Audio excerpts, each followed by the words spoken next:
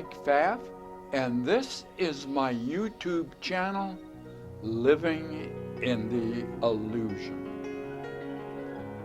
Now, the last time we got together, we talked about how to chop wood and carry water. In other words, we recognize that this is a purposeful life, and we have to do something. Sometimes it makes sense, and sometimes it doesn't. So I'll reference that video and give it some thought. The idea of chopping wood and carrying water is part of a puzzle or koan. A puzzle is to be solved, and a puzzle is to support you in learning. And sometimes you reach enlightenment through that process. So go back and take a look at that and see if it supports you in changing your life. Now this video, we're going to be talking about, I want to make sure I got the right one, how to touch your inner wisdom. How to touch your inner wisdom. Now, basically, we have two sources of wisdom or information about the world we live in. One we're aware of, pretty much, and the other is more of a mystery. And to know it, you have to do some different steps. One is the wisdom of the known world, the egoic. Why do I always say egoic? Because it is all around ego-driven. And so it's egoic. All parts of the known world that we live in are related to the ego. And its wisdom is very profound. It believes a lot of stuff, and we have learned from birth up till now about this world that we live in. Now, there's no one that knows everything about the world we live in. And there are very few that know much about it. But the ego will convince you it knows a lot. We haven't talked much about the ego, but the ego is what you make. You make your ego, or how you identify yourself in this world, how you identify who you are. So we come into the world, and then from within the world, we create an identity. Most of that identity is given us through our family of origin. Happens automatically. So we have these two things. One that you create from being in the egoic world and going through the process of acquiring data and information. And the other one is the one that you brought with you when you entered this three-dimensional space-time universe. So these are the two sources that you have. And every moment you make decisions. Am I going to follow this one, or am I going to follow that one? And that will determine what kind of life you're going to have. So, very short, hopefully this won't be too long, but it should be interesting. Because now, in the egoic world, we go to school, we learn a lot of stuff, we learn,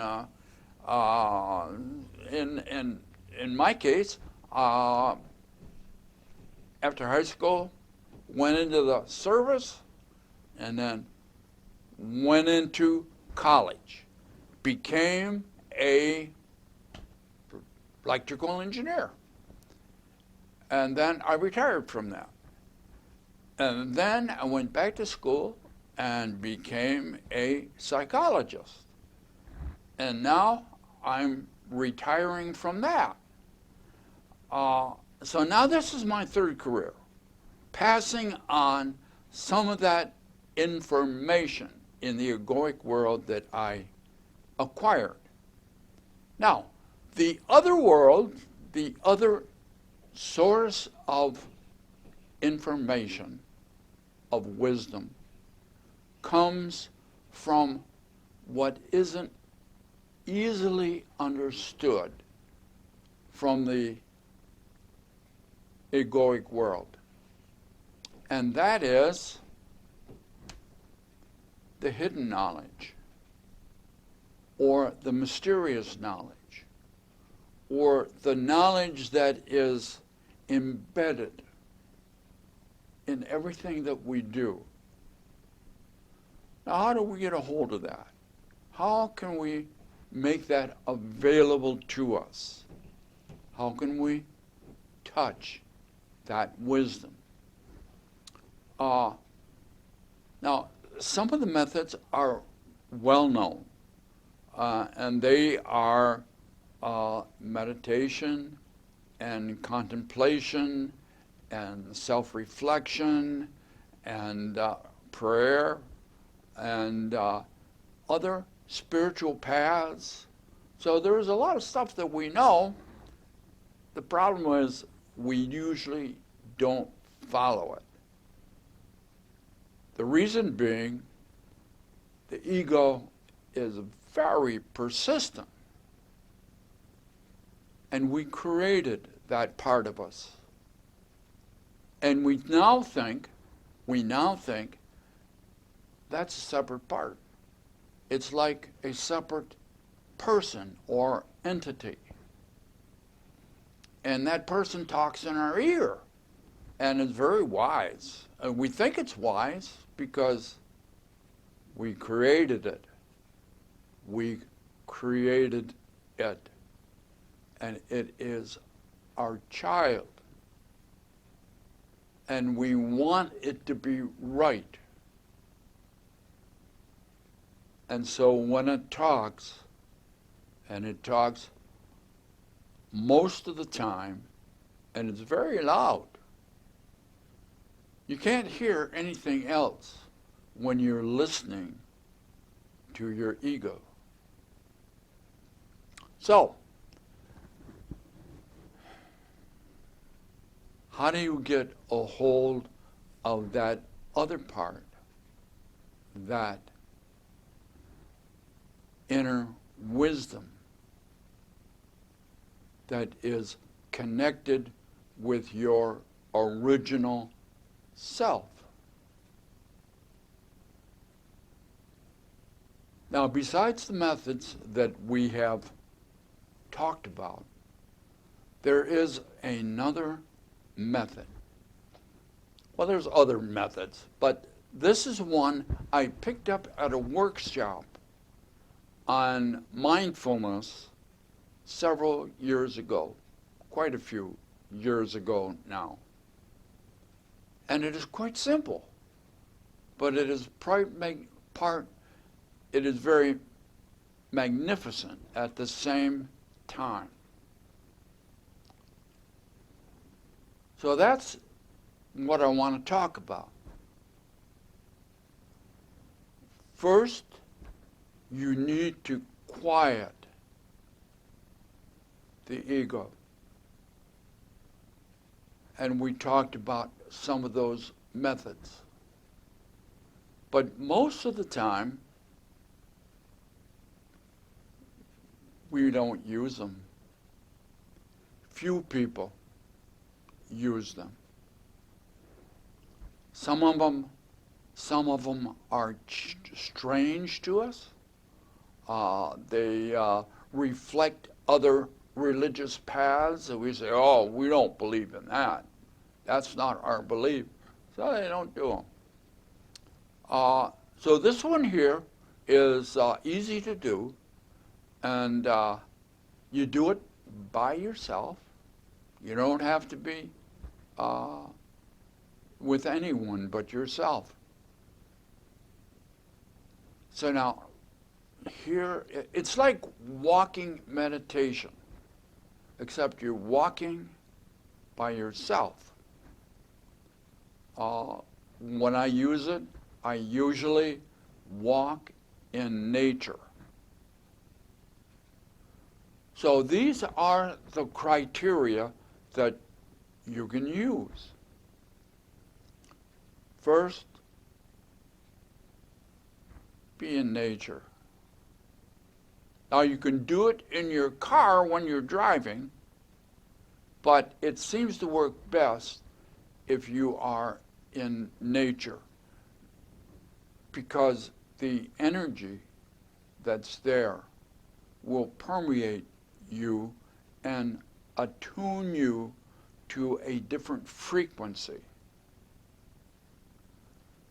So as you walk in nature, you can take your pet with you, your dog, or any other pet that you have. You can, and that seems to be helpful. So as you walk,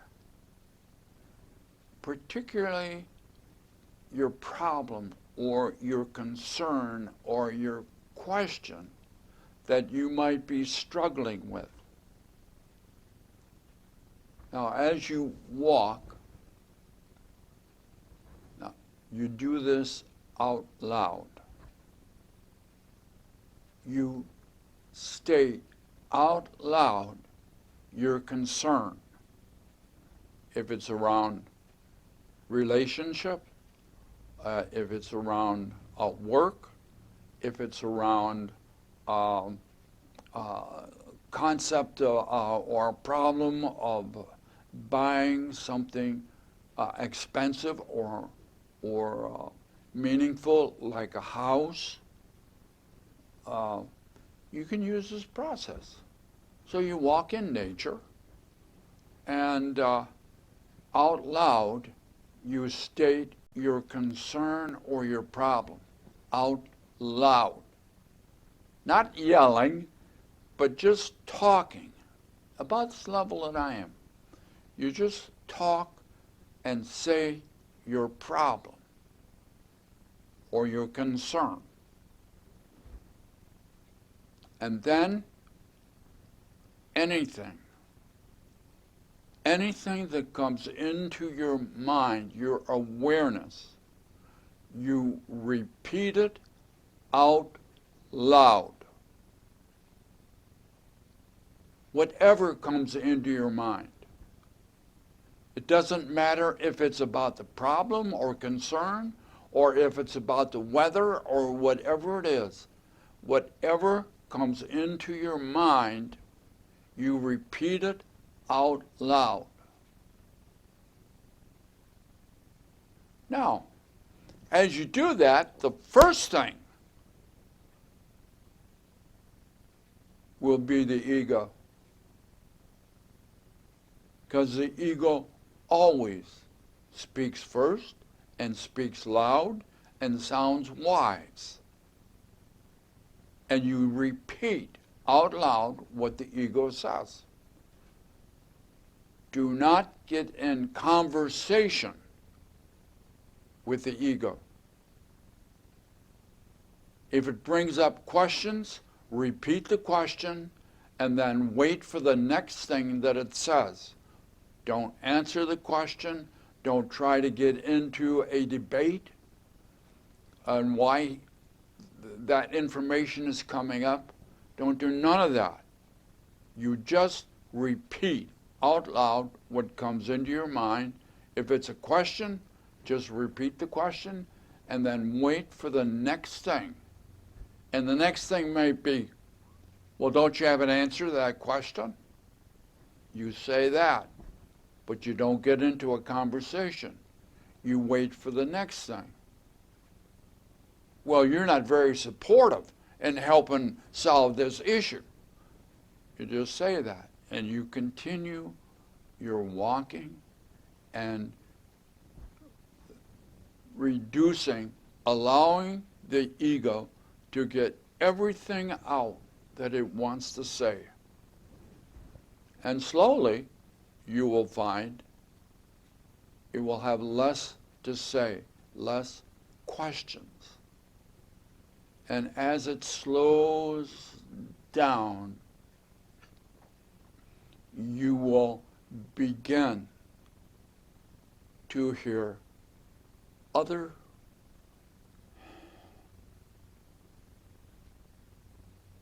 words.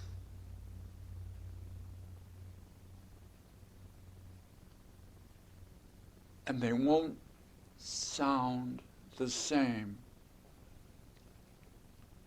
Two things will change. The timbre, the sound of the voice in your head will change.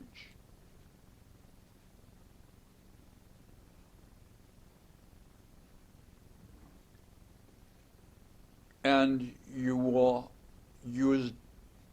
sense different language. And as you do, you will begin to understand and sense you have shifted into a different place and a different wisdom.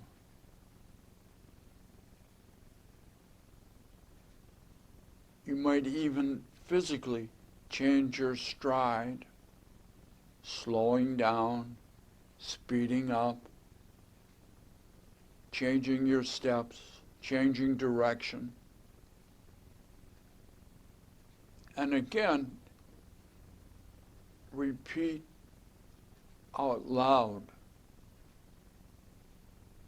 this different voice, this different understanding. And as you do, you will gain different wisdom. And your problem will have a solution that you were not aware of before.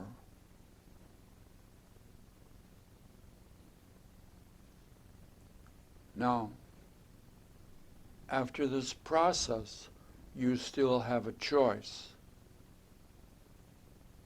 The wisdom of the egoic world or that deeper wisdom from your original self. You are always embedded in that deeper understanding. But it is so far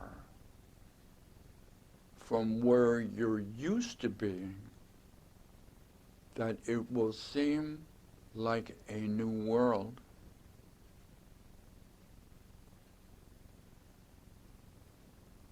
Now, this whole process, if you think about it, if you recognize it, is a form of meditation and self-hypnosis. Self-hypnosis opens a gateway to the subconscious, where your deeper wisdom is connected. You can reach that spot through this method of walking and talking out loud. And I also said you can do it as you drive, because you move into a state of hypnosis while you're driving. Why? Driving is a habit, and you can shift into that mode, still being completely aware of how you're driving, what you're driving, everything around you. And yet, underneath that, you can shift and do the same process in your car of talking out loud and allowing the ego to just run out of steam. And then that other wisdom that is underneath that, in which you are always embedded, that still small voice can be heard.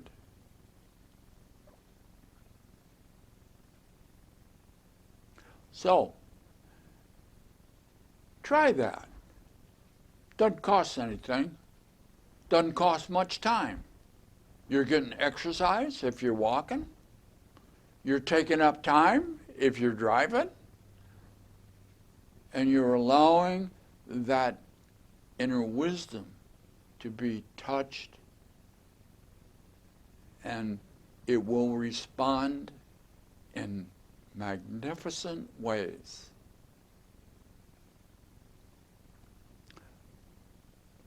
If you've tried that, put a comment below of how your success rate was. And we'll look forward to seeing you next time we get together. Bye now.